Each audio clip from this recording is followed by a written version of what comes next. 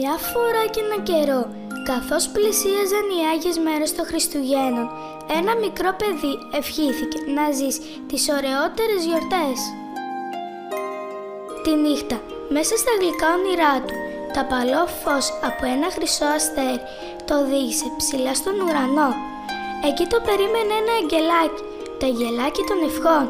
Το υποδέχτηκε με ένα γλυκό ζεστό χαμόγελο και του άπλωσε το χεράκι του για να το ακολουθήσει στο μαγικό κόσμο των ευχών που είχε κάνει. Ένα τεράστιο σύννεφο από αστερόσκονη έκρυβε μέσα του μία υπέροχη πολιτεία, τη χριστουγεννιάτικη παιχνιδοχώρα που μπορούσαν να δουν μόνο τα παιδιά και όσοι από τους μεγάλους νιώθουν παιδιά.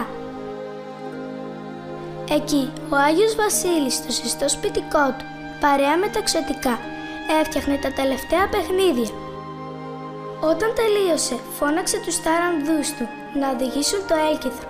Φόρτωσε το τεράστιο σάκο του με τα ομορφότερα δώρα, με αρκουδάκια χρωματιστά, κούκλες με όμορφα ματάκια, τρενάκια που κινούνται σε γραμμές, μπάλες χοροπηδικτές, ζαχαρωτά και με ό,τι είχε ζητήσει κάθε παιδί.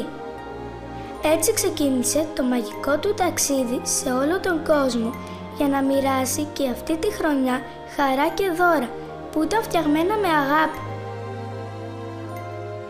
Η ευτυχία του παιδιού μεγάλωσε όταν το αστεράκι έφερε και άλλα παιδιά από όλους τους τόπους της γης, ακόμα και από τις πιο μακρινές γωνιές, και το περίεργο ήταν ότι μπορούσαν να μιλάνε όλα την ίδια γλώσσα και να καταλαβαίνει το ένα το άλλο. Όλα μαζί έγιναν μία τεράστια παρέα. Άρχισαν να παίζουν με το χιόνι, να φτιάχνουν χιονάνθρωπους, να παίζουν χιονοπόλεμο, παρέα με τα ξωτικά του Χριστουγέννου.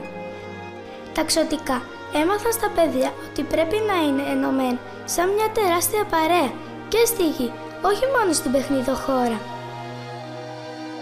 Αφού έπαιξαν αρκετά με το χιόνι, άρχισαν ένα-ένα να ανεβαίνουν όλο χαρά στα υπέροχα λογάκια του καρουσέλ. Τα λογάκια γυρνούσαν και ταξίδευαν τα παιδιά σαν τις όμορφες μέρες των γιορτών, που η μία διαδέχεται την άλλη. Το καρουσέλ λειτουργούσε μόνο με την αγάπη των παιδιών. Τα μικρά παιδιά ακολούθησαν το βήμα των μολυβιαίων στρατιωτών και οδηγήθηκαν στους ήρωες των παραμυθιών. Εκεί τους είχαν ετοιμάσει γιορτή. Τους πρόσφεραν ζαχαρωτά, παιχνίδια και την τεράστια αγκαλιά τους. Όλα ήταν τρισευτυχισμένα, χόρευαν και τραγουδούσαν.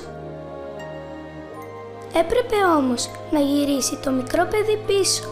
Το γλυκό αγγελάκι το οδήγησε στο κρεβάτι του. Το αποχαιρέτησε με την ευχή ότι και του χρόνου θα είναι όλοι πάλι μαζί στην παιχνιδοχώρα. Καλά Χριστούγεννα, μικρέ μου φίλε, κοιμήσου απαλά, καλά Χριστούγεννα.